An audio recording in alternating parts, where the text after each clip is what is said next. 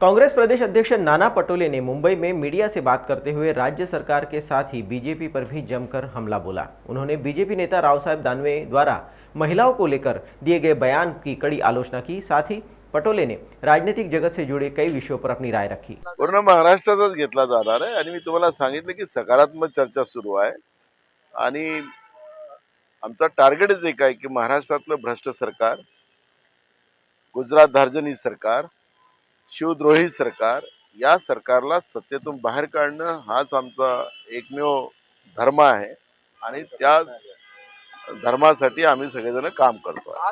नाही आम्ही देवेंद्र फडणवीसाचं नाव कोणाहीच घेतलेलं नाही आहे। अनाजी पंत जे आहेत ते ज्या पद्धतीने महाराष्ट्रावर त्यावेळेस रंदा फिरवत होते त्या पद्धतीचं गाणं आहे। देवेंद्र फडणवीसाला थोडी लागतं ते गाणं, लागत असेल तर मग ते त्यांचा प्रश्न आहे। त्यामुळे त्याचा अर्थाचा अनर्थ आपण करू नका, पण जी लोक तशी वागत असतील त्यांना ते लागेल। सततच्या दिल्ली वाऱ्या राज्याच्या सरकारच्या होतात आहेत।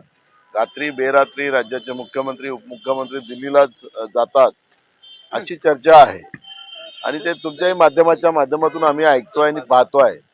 त्यामुळे आता नेमकं ते आज कशासाठी गेले त्याच्यावरची चर्चा या ठिकाणी करण्यापेक्षा मला असं वाटतं की महाराष्ट्रातली जी आर्थिक स्थिती आज आहे, गेल्या बुधवारी राज्य सरकारला 30,000 कोटीचा ओव्हरड्राफ्ट कर्मचाऱ्यांचे पगार आणि योजना चालवण्यासाठी घ्यावे लागलेत।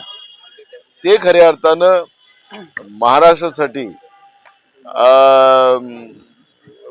म्हणजे सगळ्यात जास्त क्लेशदायक आहे। राज्यातलं सरकार कर्ज काढून दिवाळी साजरी करत असेल तर महाराष्ट्राचा दिवाळा या सरकारने काढलेला आहे हे त्याच्यातून पाहायला मिळतं आणि म्हणून केंद्राला रिझर्व्ह बँकेकडे काही शिफारसी कराव्यात त्यासाठी गेले असतील, कारण की आता या सरकारने कटोरा घेऊन फिरायचंच काम सुरू केलेलं आहे।